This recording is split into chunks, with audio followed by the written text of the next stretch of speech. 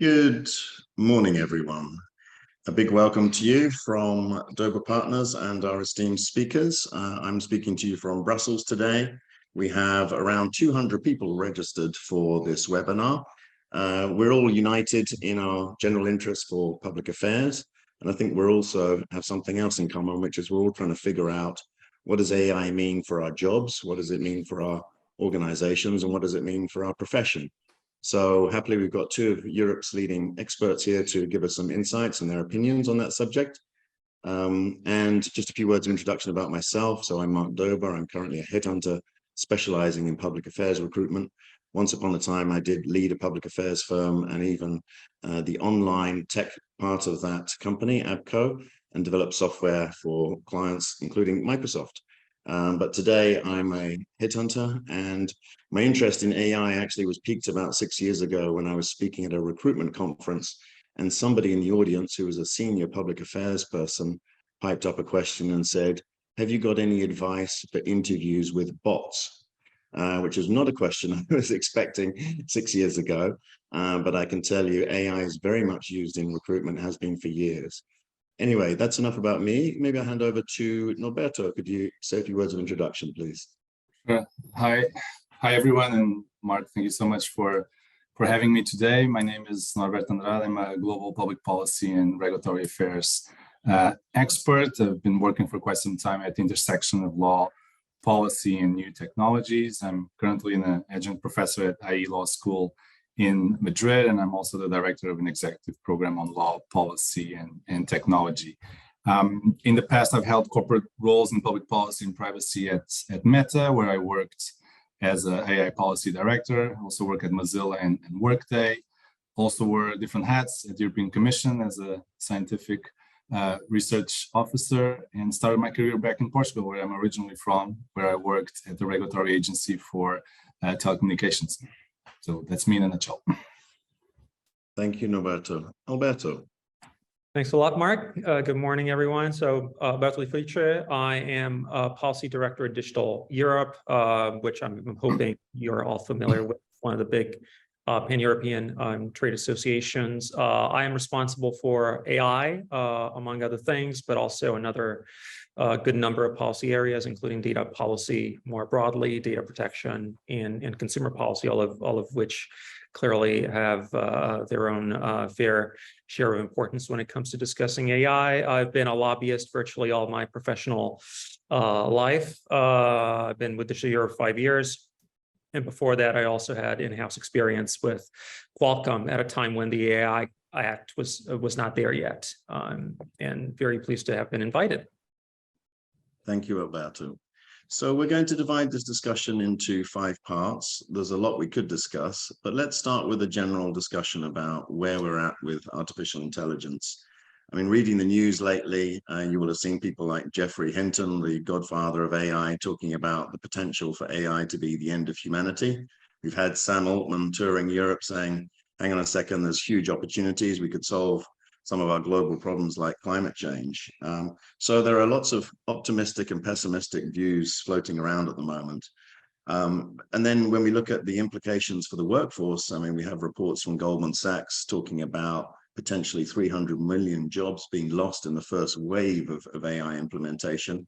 And an interesting story last week where Axel Springer announced that he was cutting 20% of editorial jobs in Bild, which is Europe's leading newspaper. And the pace of change has been dramatic, and really ChatGPT and generative AI has been driving this interest. I mean, AI has been around for a long time, since the 50s. I remember at this conference I spoke at 6 years ago, someone explained to me a metaphor about the speed of change which might happen with the AI in relation to lily pads which grow on a pond.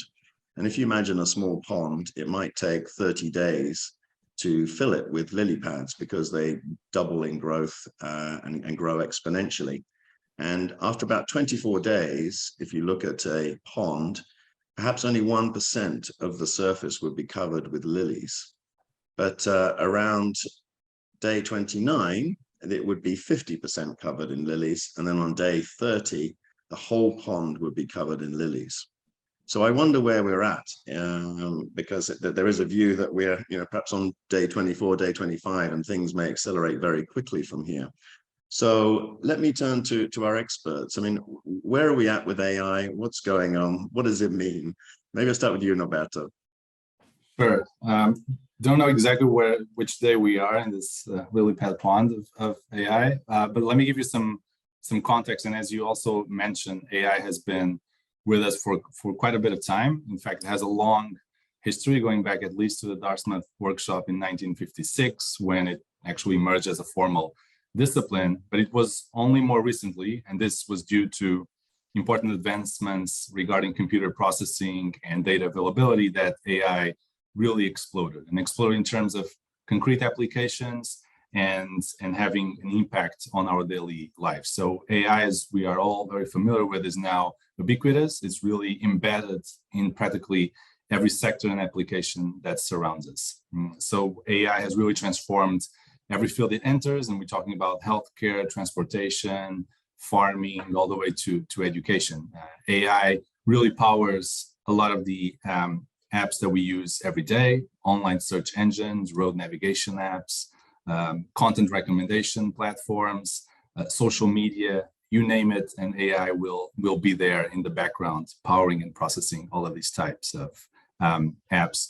What we've seen is that more and more organizations across all these different sectors are using AI to make or support decisions about individuals. And is this decision-making component that has really caught the attention of lawmakers and policymakers. And that's why AI is so hyped in the policy arena and really so much under regulatory scrutiny. AI is really informing decisions that have an impact on us. And this is determining, for example, whether or not we get a loan from the bank, or what kind of sentence you get on the judicial system, or whether a business decides to interview you by scanning your resume. And I can name a lot more different decisions, like university admissions or healthcare diagnosis or policing and law enforcement, but you get the idea. Now, what has happened more recently, since the November last year, with the deployment of ChatGPT, is that we have a new wave of AI systems called generative AI. And these are basically models that can generate high quality text, but also images and other content based on the data they are trained on. So through generative AI tools, anyone can now produce works such as written compositions, visual imagery, just by inputting a few and simple instructions. We know that ChatGPT can write poems, can tell jokes, can summarize, translate, draft essays that look or read like it was created by a human. And this is a very interesting piece of technology. At the high level, what these generative models do is convert raw text. So let's say all of Wikipedia or a large portion of publicly available information on the internet, and they convert all of that information into a simplified representation of that training data set. So they basically learn how words and sentences relate to each other. And they build a sort of powerful representation of human language that then, based on prompts, on instructions that we give to the machines, what they do is pick words based on probabilities. So what ChatGPT is actually fundamentally trying to do is to produce a reasonable continuum of whatever text it's got so far. And by that we mean it tries to guess what one might expect someone to write after seeing what people wrote about those keywords or those instructions, millions or billions of times. So ChatGPT is always picking the next word based on probabilities. So now what we have, and this is what is the revolutionary part of it, is that we not only have AI systems that are trained on data like texts and images and audios to produce recommendations, classifications, support decision making. We now have AI systems that are trained on data like text, images, and audio to produce similar text, images, and audio. So they are literally generating content. One thing that is interesting about this evolution is that GPT type of core tech models were available several years before ChatGPT was actually launched. This was noted by Cassie Kosikov, who's the chief decision scientist at Google, that said that today's AI revolution is actually more of a user design revolution, a UX revolution, than an AI revolution in itself. It's sort of an interface design revolution where we see AI moving from being a subtle and hidden component behind software applications and powering them to becoming actually the online experience in itself. So AI is no longer hidden behind the software application. AI has emerged as the application in itself. It's more in our face. It's the thing that we interact and converse with. So it's really interesting to see that this is not only about the technology in itself and per se, it's really the way we interact with the technology. So I would just, and to conclude, I would just briefly mention two important changes that we see coming in the next few years. First is obviously this massive presence of non-human intelligent entities like bots with human conversational abilities and executional abilities. So basically, we will be surrounded by bots, by agents that can talk and do stuff for us. And this means that the way that we will be seeking and producing information will be greatly different. We will, in the way that we spend the majority of our time on devices and screens like laptops and phones and TVs, in the future, we will be spending the majority of our time, arguably, communicating with these machines. So they are going to be our interface to the world, and we will be interacting with AI bots as frequently as we will be doing with our cell phones. They will emerge as our primary means to accomplish tasks online and get stuff done. The other important change is from the moment that you have a lot of machines talking to you, you'll also be doing a lot more listening. So another thing that will change will be the more effective and compelling way through which people will be influenced and persuaded by these machines. There are two interesting things that Yuval Harari, who's the author of Sapiens and Homo Deus, said about this recent evolution. First was that AI has hacked the operating system of human civilization by having the ability to generate language. And the other thing that he said is that the new battlefront will shift from attention to intimacy. So we would know for the past decades that social media has become the battleground for controlling our attention, controlling human attention. With a new generation of AI, the battlefront will shift from attention to intimacy. So by mastering human language, AI could have the possibility to form intimate relationships with people and use that power of intimacy to change our opinions and worldviews. So it can really be used to convince us to vote to particular positions or to buy particular products. So as a recap, the way that we will be interacting with this technology in a much more interactive and conversational manner, along with the impact and the influence that these machines will have on us and our behaviors, will be greatly different from what we've seen until this point. Thank you, Norberto. There's a lot to take in there, including the idea that ChatGPT is generating jokes and AI might have a sense of humor. I think I need to test that one. The day I laugh out loud to an AI-generated joke, something's going on. Alberto, would you like to add a digital Europe and personal perspective to that? Obviously, I cannot add much from the technical perspective to what Norberto said, but I do agree with you that we're on day 24. And I think what's going on now in public discourse and certainly in the policy making around AI is that we have been actually getting ready for counteracting the harms that we have been studying about technology and AI for quite some time. I think effectively, this is the stuff of science fiction. We've known, and humanity has been alerted about the potential risks of the machines taking over for quite some time. When the AI Act came out, I was among the many people who were joking that this proposal is effectively aimed at making sure that the Terminator doesn't happen. And I had pretty much the same opinion about GDPR, General Data Protection Regulation, because a lot of the background concerns about how humans are being manipulated by data processing and the output decisions made by automated data processing were already there. And those have morphed certainly with more mature discussions about the other harms that AI could potentially have for society, and the 7 principles in the high-level expert group, et cetera. But those are effectively the same discussions. So we've actually seen quite a lot of not only public discourse, which has so far been relatively remote from the general population, but certainly we've seen a lot of regulation. So right now we are in the middle of regulating a lot of that, which should, I think, ensure that a lot of the harms will find it very difficult to materialize, because a lot of the regulation in various facets really revolves around this concept of, human in the loop, human oversight of what's happening. And so long as that is the case, I think the Terminator will not take over.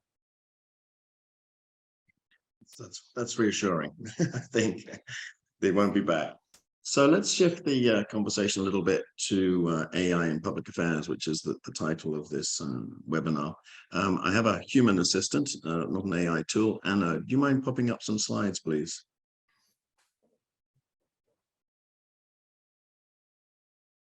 Just a very few slides, if I could pop to the next one. The interesting thing about everybody, if you can go to the next slide, thank you. So the interesting thing about this webinar, if we can go back one. There we go, AI. Well, anyway, this slide is actually, you can't see the chart there, is from Best in Brussels. So if you follow me on LinkedIn, which you must do because that's how you came to this webinar, you'll know that we recently published Best in Brussels. And for that, we did a survey of 500 public affairs experts across in-house trade associations, companies, public affairs practitioners in consultancies and NGOs. And we asked them a series of questions. And the previous slide was really about, are you consciously using AI in your public affairs now? Interestingly, the majority, so over 60%, said no, they're not using AI in public affairs. And the minority of almost 40% said, yes, they are. Now, in thinking and reflecting and asking people why they're not using AI in public affairs now, we get a variety of answers.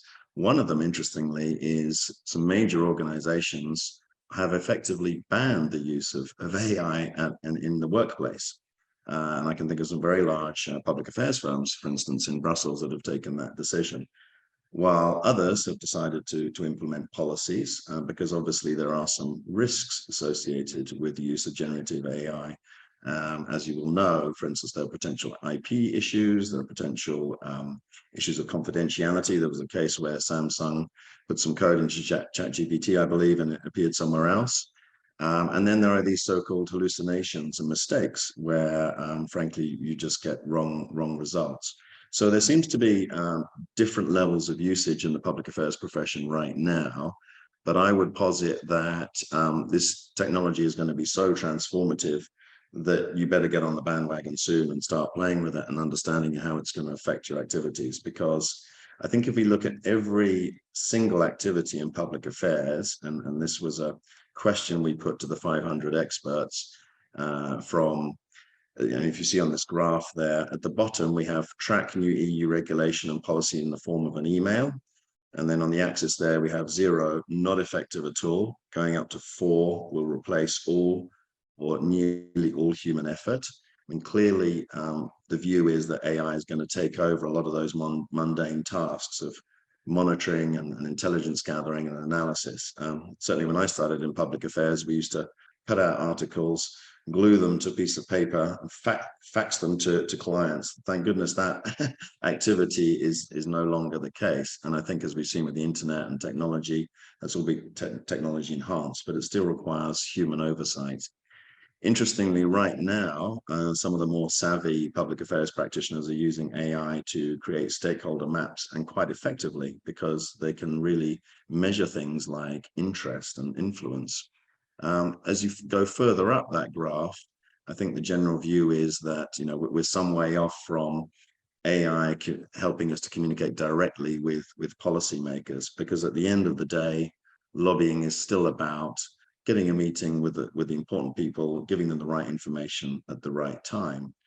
But I can imagine a situation where, you know, you dictate into your mobile phone, you say you want to send a position paper that's tailored to a particular MEP, let's say, of a particular party, also according to their voting history, in their language, and press the send button. I don't think we're that far off. In fact, the technology exists now. It just hasn't been joined up. So the question here was, you know, how do you think these activities will be replaced by AI in the 3 years? I think we may be a little bit conservative, and I think we're going to see a dramatic shift. At conferences I've been to recently on this subject, the general view is that you know, this is going to help us work more efficiently. These are going to be time-saving devices, and they will all require human oversight. And I guess that's probably true for as long as, you know, MEPs and politicians are not being replaced by robots, then lobbyists will not be robots either. But I think change is coming for sure. The question is how quickly. So maybe I'll hand over to Norberto. What's your view? Do you have a view on how AI might shift public affairs? And we can turn the slide deck off, please, Anna. Thank you. I don't know if Alberto wants to go first. Yeah, no, I think right now I would agree with you that we're being very conservative. I think right now it's all relatively amateurish. If I think internally what we're doing, Digital Europe, we're very tolerant of how individual teams and employees want to start experimenting, and we have started experimenting. We've done a couple of internal skill shares on ChatGPT specifically, and right now it's like we're using the free version of it, and we're experimenting with the basic stuff, which is already pretty amazing. If you know how to use the prompts and play with the learning functionality in terms of style and in terms of refining the outputs that you want for your purposes, it does a hell of a job already. Of course, all the risks are there because we're using the free version. I think what happened with Samsung there and that sort of coverage, the way that the European Commission and the institutions right now are doing guidelines around the use of these systems reflects the version that they're still at their infancy and the free version of them. I think the real change will come when more tailored versions, private versions of these systems will be available to public affairs professionals, because that will allow us to build the data sets that we need to tailor the specific output to you know, the specific working groups that we have in the association, the specific learning from the content that we ourselves and our members have produced, and the intelligence that we have produced on a given file, and that I think will be much more refined. I'm guessing that public affairs consultancies or law firms might be the first ones to do this at scale. They will find, you know, better ways of selling that in-house, potentially new ways of collaborating with trade associations ourselves. To some extent, at some point, I think that the democratization of AI that's already happened hugely will also apply to these tools. So I think at some point, you know, trade associations and companies will be using those a bit more directly. I do think that we're going to go through an in-between phase where we're going to have some early adopters, and we've seen that, you know, intermediation has already changed the legal profession quite considerably, consultancies quite considerably, possibly more than they have changed trade associations or companies so far. So I'm guessing that they're going to be the first ones who will have to change. But I do think it will help us a lot, because we have to be pretty honest with ourselves. A lot of the stuff that we're doing is pretty mundane. It is based on an inordinate amount of time that you have to spend not only compiling the information, but also making it digestible for various audiences. So we spend a lot of time, particularly after COVID, where everything is hybrid. So people expect to have extensive slides for every discussion that we have. And you spend a lot of time doing individualized slides per meeting on a topic.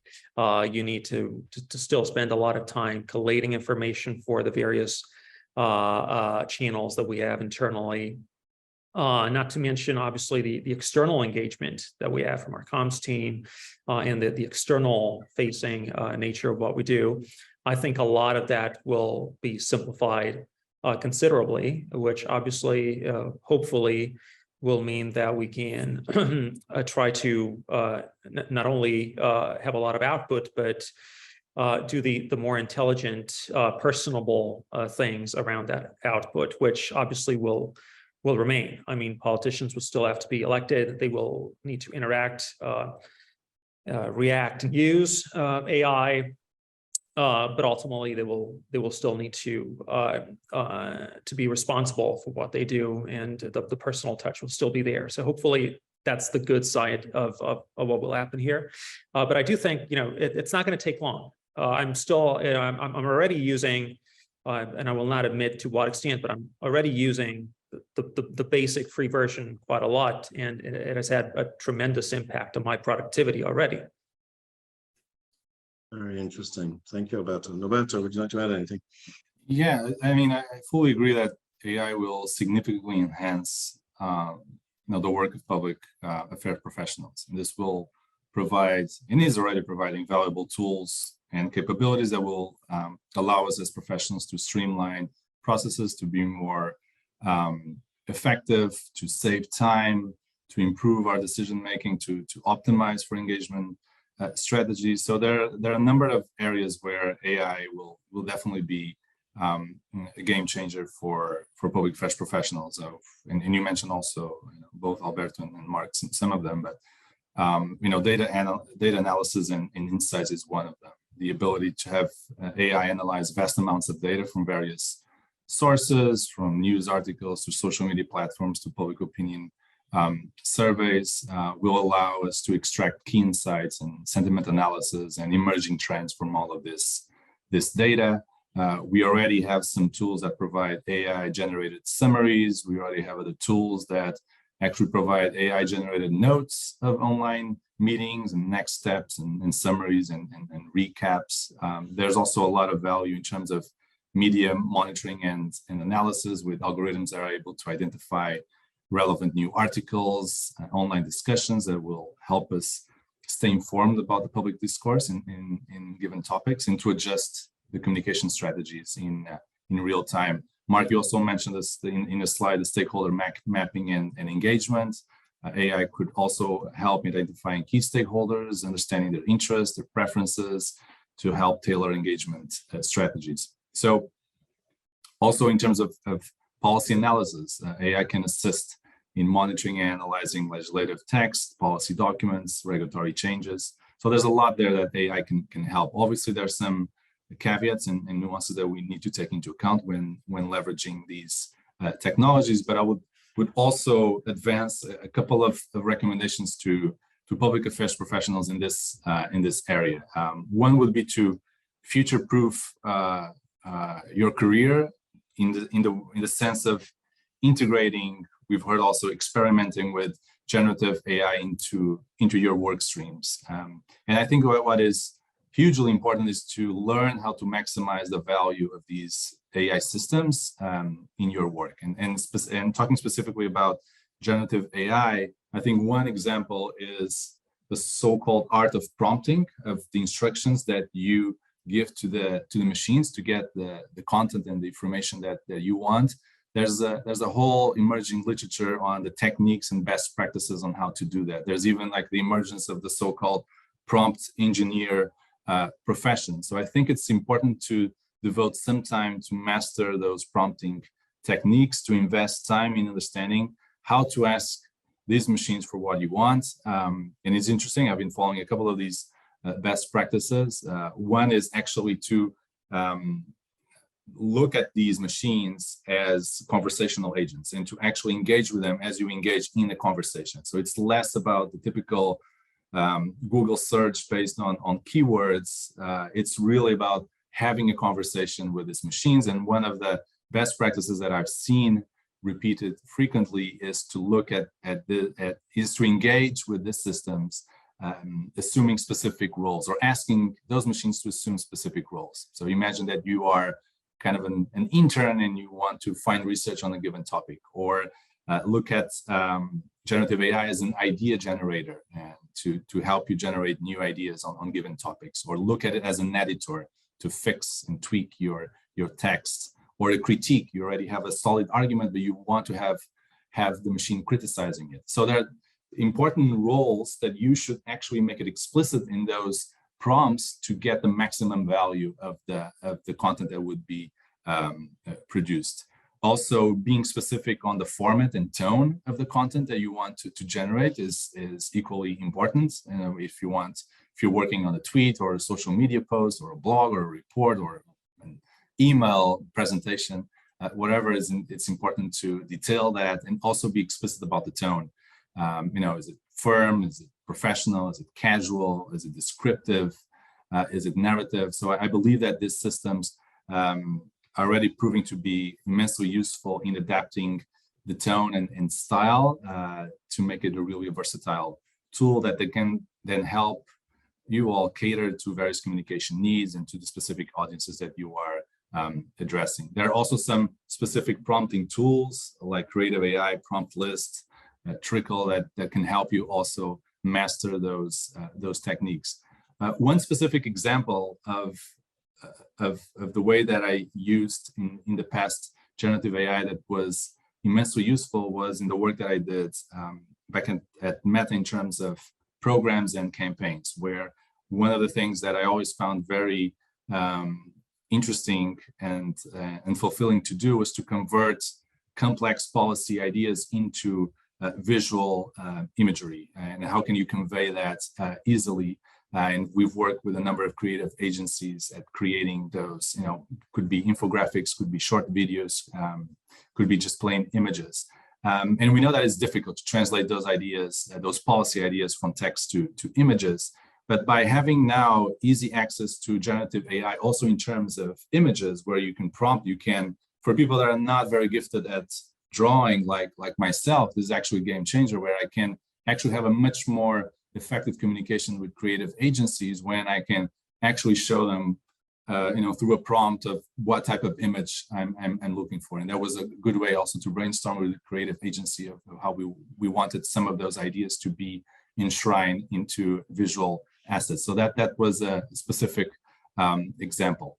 I would just also finish by saying that it's equally important, obviously, to learn how to work with these machines, but at the same time, always be very aware of their limitations and understand that at the end of the day, these are machines, and then we should not fall into the anthropomorphic trap of seeing them as human-like agents. At the end of the day, these systems are applied statistics machines on steroids.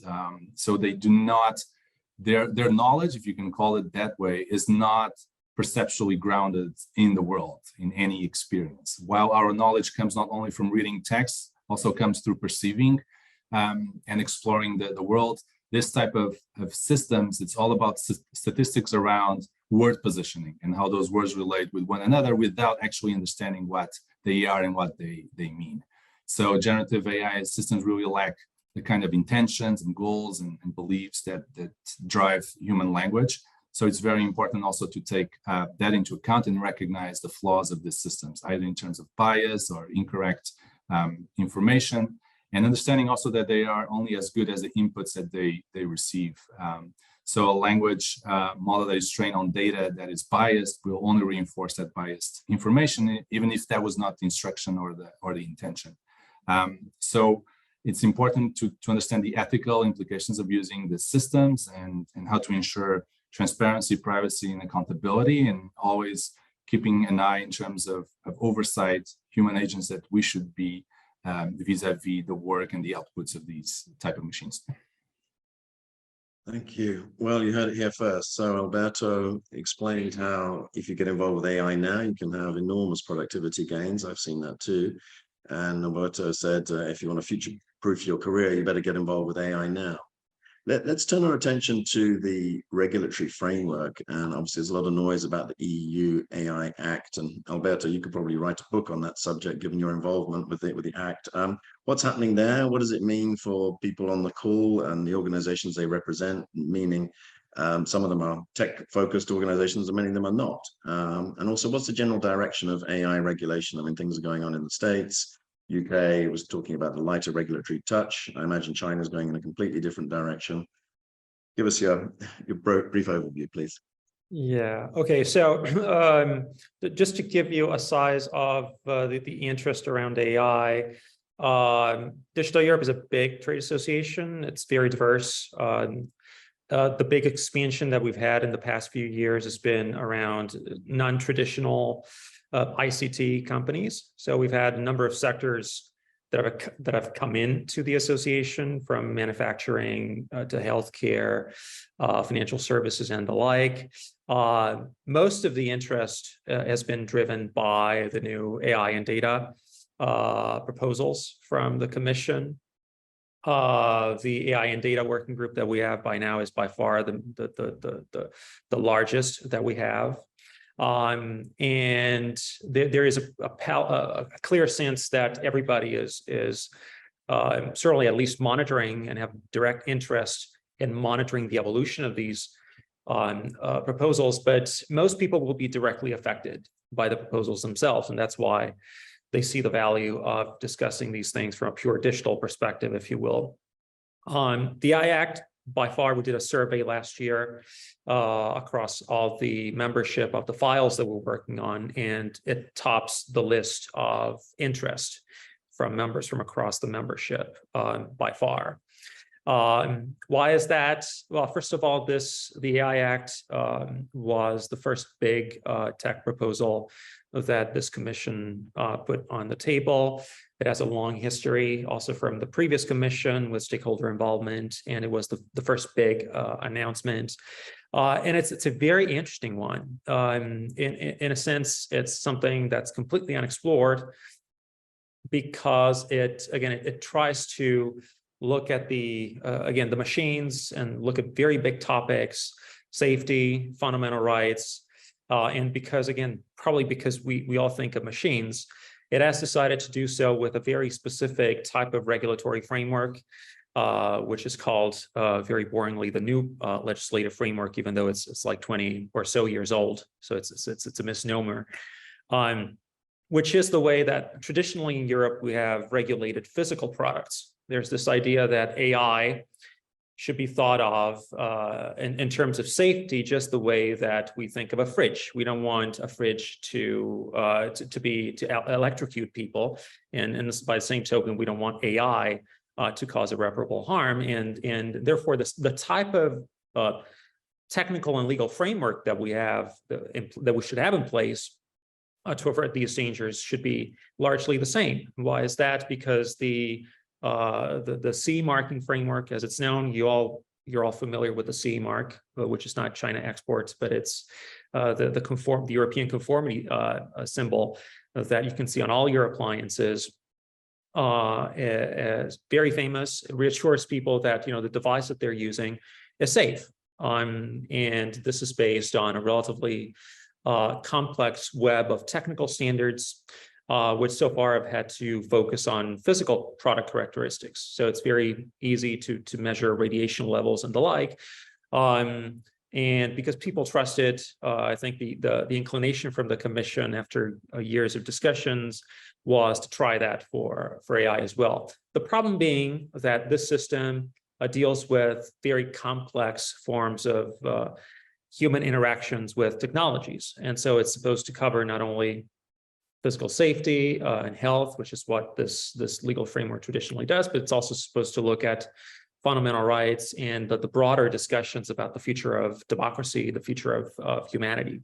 So we have a very diverse interest in reactions we've had in the membership to this way of doing things. We have, let's say, 50% of the membership that has been very involved in this type of regulation. They are manufacturers of physical products. They've had their own sectoral frameworks that regulate anything from medical devices to radio equipment. So they know how to do this. They know how it works. They know how complex it is. And on the other hand, we have the other half of the membership, which deals in intangible, if you will, digital, so software and the like. They know nothing about this framework. Right now, they'll have to do more of this framework, not only for AI, but also for cybersecurity, which is approaching product conformity pretty much the same way. And they have no idea how to use the system. And I think this is, interesting in terms of how successful this will be. And I think we've had this role of guiding this, again, composite set of folks in the membership toward understanding exactly how the rules will be applicable in practice. The first thing that I think everybody should be aware of is that right now there's a lot of, like with a lot of legislative proposals from this commission, as you know, there's been a lot of tech digital regulation. Right now, everybody's pretty excited. We're talking about the finer details of scope, the finer details of what essential requirements will be that people have to comply with. What people are not focusing on is what will ensue in the coming few years. Well, people will actually have to set in motion the machinery to comply. And as I was saying, most people are not familiar with the complexity of this. Interestingly, the compliance with the AI Act will largely depend on the creation of so-called harmonized standards, which are technical standards and specifications that will need to be formally produced and approved by the formal standardization bodies in Europe. Sansenelec already is in the process of receiving a mandate and acting on that mandate for AI standards. And for people who have been involved, I know we have a few of those people from sectoral associations and sectoral experience. You know how complex it is to get those systems going purely for physical product characteristics. It takes years to go through that machinery.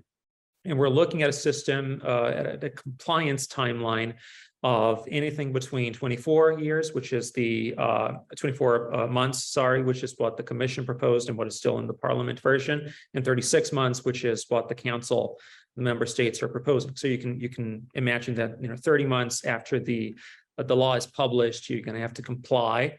And it's very unlikely that we'll see those standards there. So we'll see a situation where we will not have, if you will, legal reassurance of what's called presumption of conformity, which is effectively you as a company look at those standards, you make sure you comply with those, and you're pretty much good to go. It's very unlikely that regulators will have fundamental reasons to believe that you're not compliant and question that.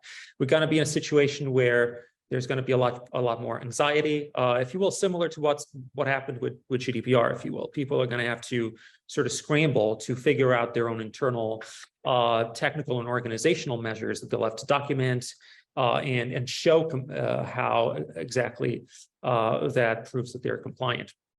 So it's a long, if you will, train of compliance. And I think we as trade associations and stakeholders more broadly will have a lot more work to do in the coming 2 years of engaging on understanding how the harmonized standards are produced and how exactly the legal part of things is translated. We did a sort of an exercise, and you'll talk with Noberto about Sandboxes, and he has a lot of experience that he can share there. But we did a smaller scale exercise of trying to test how a few companies, we selected 9 companies, smaller companies from across our national trade associations, could start to comply potentially with the requirements as we understand them now. So we ran a pilot over the course of March and April this year, and the results are very mixed. Companies, as soon as they start to delve into the text and start to understand exactly what type of scenarios could be there for them, still have a lot of lack of clarity about what exactly they're supposed to do. Technical standards are one of the things that they do not know. There's not a lot of specific AI standards around. There's a lot of ISO standards that deal with quality management, security of information systems and the like, but there's nothing specific. So they're at a bit of a loss. They sort of think they are compliant, but when you start to get more technical and you start to inquire about the specific standards they're using and how they map to the essential requirements, that's less clear. And it's pretty clear that we're going to have a good year and a half after we have those standards for people to comply. And the sandboxing idea that Norberto, I think, and you're going to explore more, very important, because this will apply across the economy. There's now exemptions for small and medium enterprises. And there's this concept of sandboxes that's supposed to support compliance and also help regulators get some real world data as to how the regulation is working, and potentially amending it further down the road is going to be very important.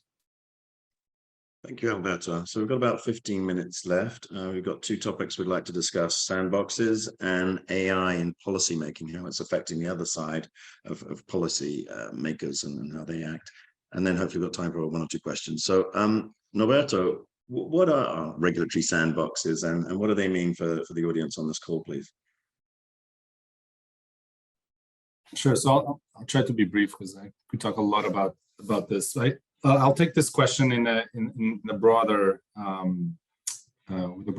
approach, looking at regulatory sandbox as one amongst possible many vehicles for policy experimentation. And I would just say two words about policy experimentation and how important it is for AI.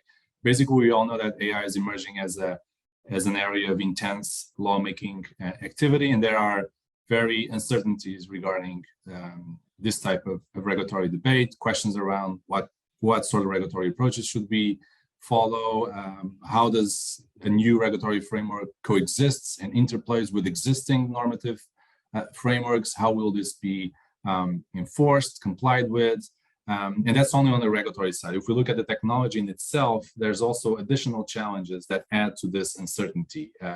AI, especially deep learning, machine learning algorithms, tend to be opaque. There's a lack of transparency associated with the way that these systems operate by themselves. They are extremely dynamic. They're difficult to measure in terms of their impact regarding fairness and bias and collective harms. So there are a number of uncertainty that either derive from the regulatory side or the technological side in itself that I think should be approached and tackled with through policy experimentation. And policy experimentation basically as a vehicle to mitigate or reduce that uncertainty and provide some insights to policymakers and lawmakers on what would be the right trajectory and course for regulating this technology.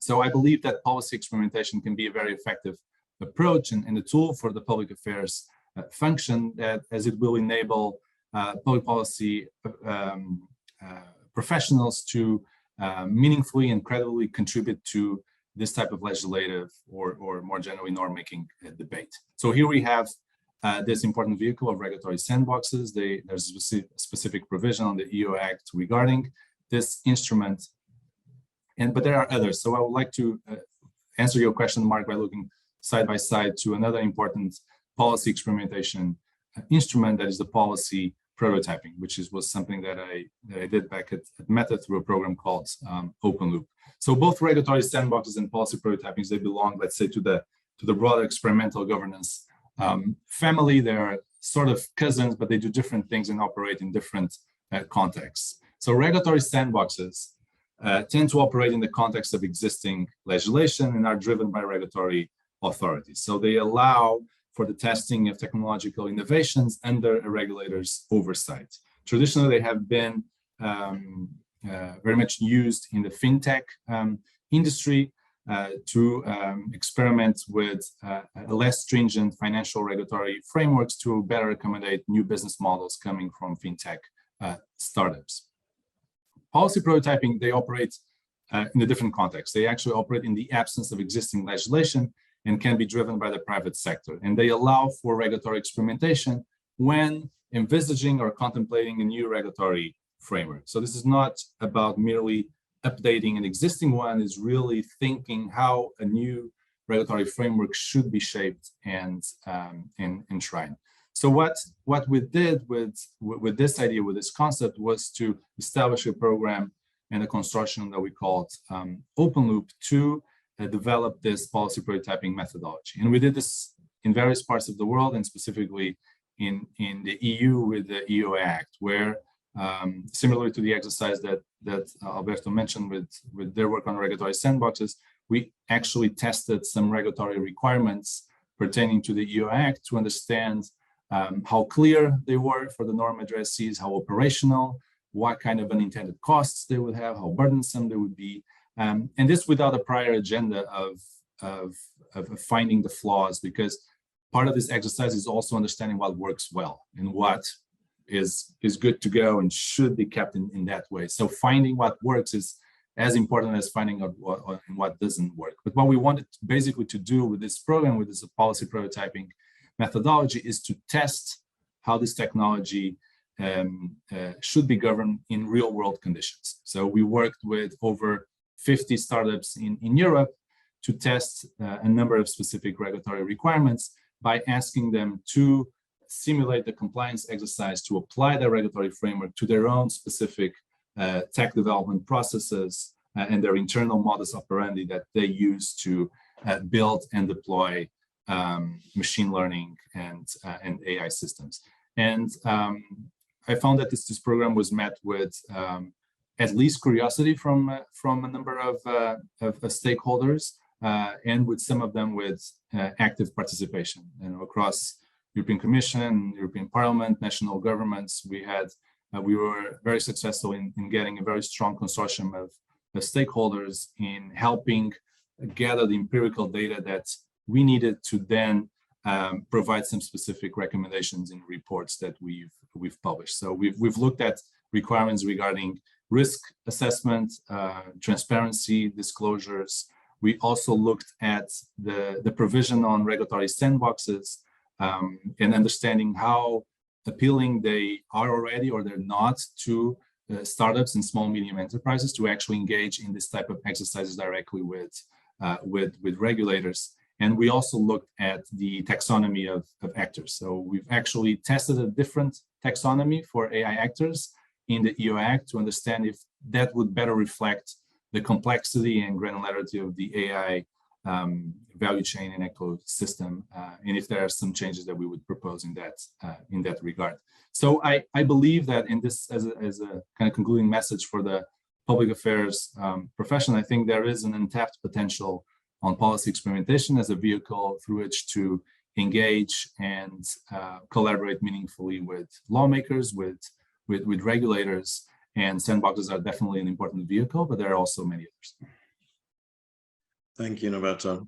The last topic we wanted to cover was really how AI is affecting policymakers and the policymaking process. It's a big topic, but I think in considering AI in public affairs, we have to think about the other side and how they're using AI.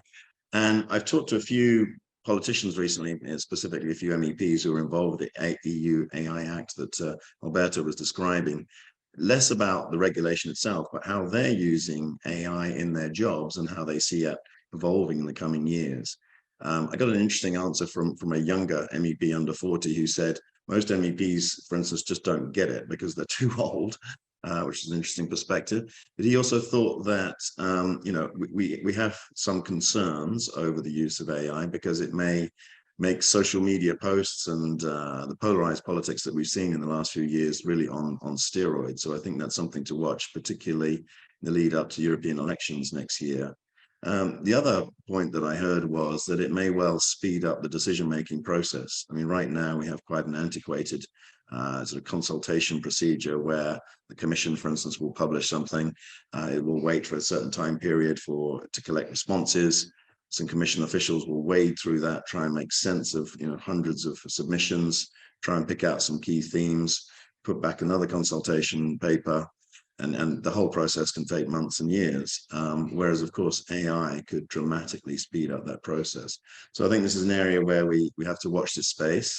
Talking to people in the Commission Many of them are playing with AI. I mean, there are AI tools, not ChatGPT so much, but specific ones for looking at legal precedents, for instance, or it's already widely used in the translation services. So like us and like Alberto and practicing lobbyists, we're also experimenting with it, so are they. I don't know if you wanted to add anything else, Alberto, perhaps as a practicing lobbyist on how you see policymakers using it.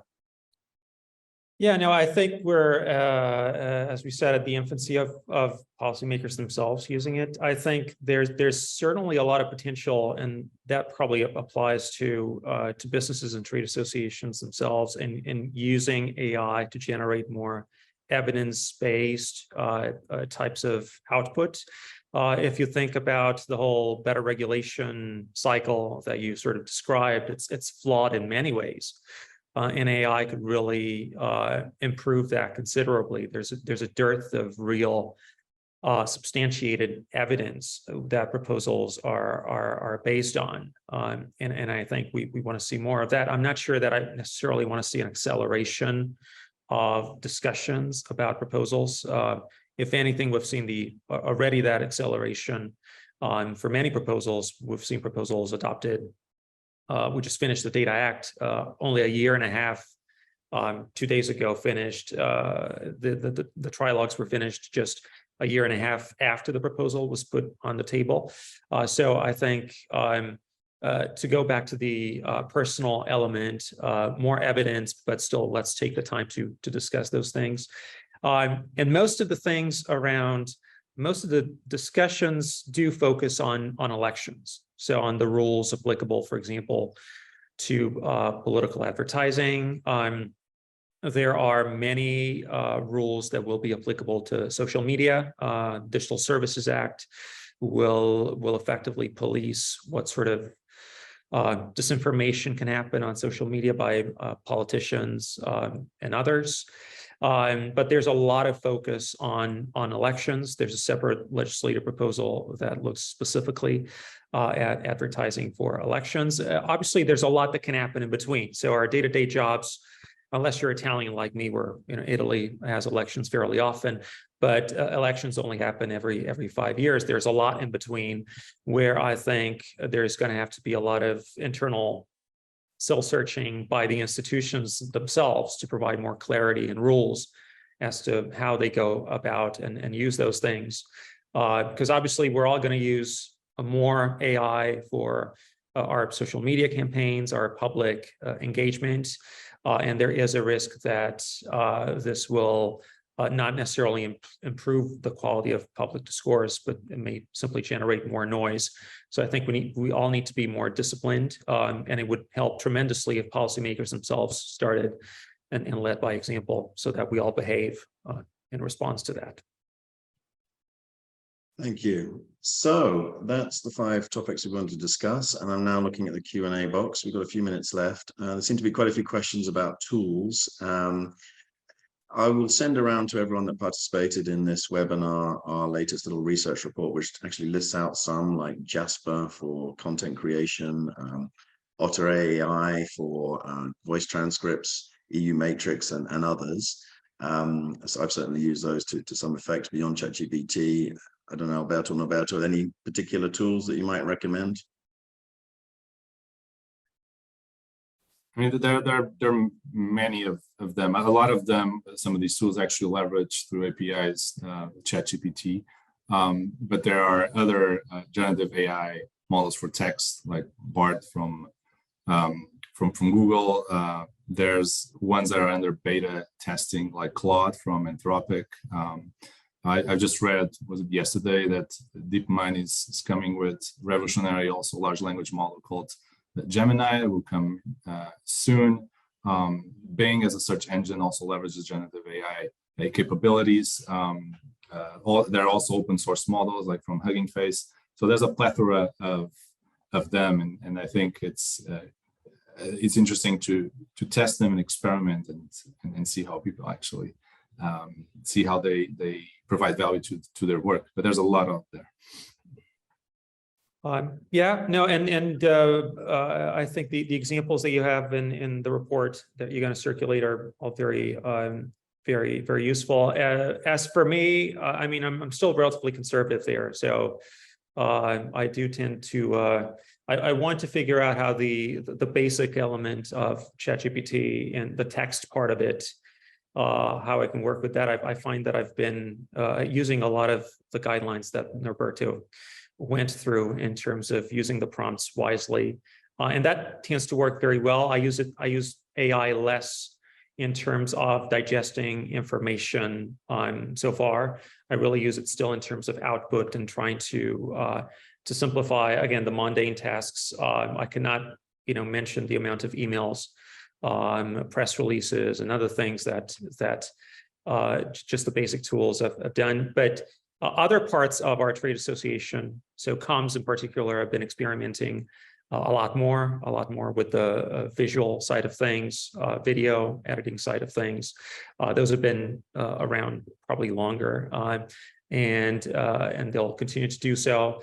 And I think, as I said, right now we're still experimenting. I expect that internally, in around a year or so, we'll have a proper policy and a proper set of tools provided for by the association for proper use for specified cases already. Thank you. I look forward to that. So that neatly rounds up this webinar at 11 o'clock Brussels time. So thank you very much for your attention. I would ask you, if we're in a room together, to give a round of applause to Norberto and Alberto, so you can do that quietly in front of your PC screens, wherever you are. And have a wonderful rest of the day. Thank you. Goodbye.